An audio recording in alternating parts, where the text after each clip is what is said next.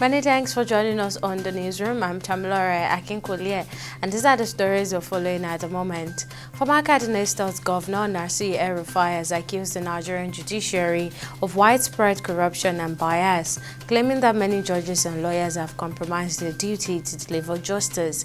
Speaking at the Nigerian Bar Association Buhari Branch Law Week in Abuja, El-Rufai said the judiciary is increasingly losing the trust of Nigerian people due to delays in justice delivery and rulings often seen as influenced by external forces. And the 2023 presidential candidate of the Labour Party, Peter Obi, has said his involvement in the coalition of opposition parties ahead of the 2027 election was not about positions but replacing bad governance with a better one. Obi said this in response to reports that he has agreed to a deal with former Vice President Atiku Abubakar to serve as Vice President in the 2027 polls. It was alleged that as part of the agreement, Atiku committed to serving a single term of 4 years and was prepared to sign a written agreement. And on security, FCT police operatives in a coordinated joint tactical operation led by the Scorpion Squad has neutralized the notorious and wanted armed robbery and successfully dismantled a 7-man gang which specializes in armed robbery and carjacking. The police said the gang had been on the command's watch list following multiple armed robberies and vehicle theft incidents traced to their networks. And the Emir of Daura in Katsina State, Faruk, has dethroned Iliya Mantau, the village head of Mantau in Yamalu Baure local government area of Katsina State, over allegations of involvement in the kidnapping and rape of a woman in the community. The Emir announced this following complaints from residents of Yamalu, which led to a youth-led protest last week. While announcing the removal, the Emir of Daura reiterated that Daura's emirate will not tolerate any form of abuse against the common people.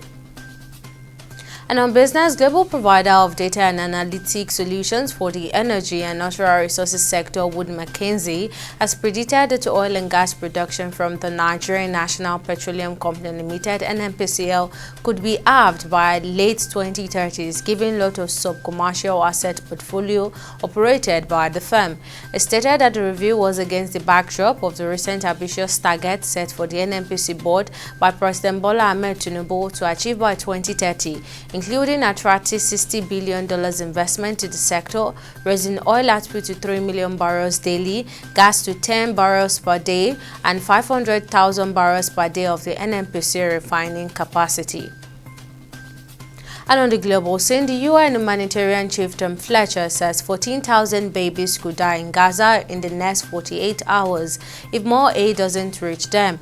Israel ended an 11-week blockade on aid entering Gaza on Monday, but Fletcher says only 5 lorries got in and the aid hasn't reached anyone yet.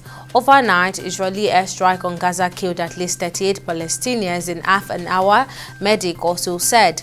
The attack came as UK, France and Canada warned Israel to stop this renewed military offensive in Gaza and increase the flow of aid. And on sport, UEFA has moved to defuse the situation after European delegates staged a walkout at FIFA's Congress in Paraguay last week when World Football chief Gianni Infantino jetted in late following meetings in Saudi Arabia and Qatar with US President Donald Trump.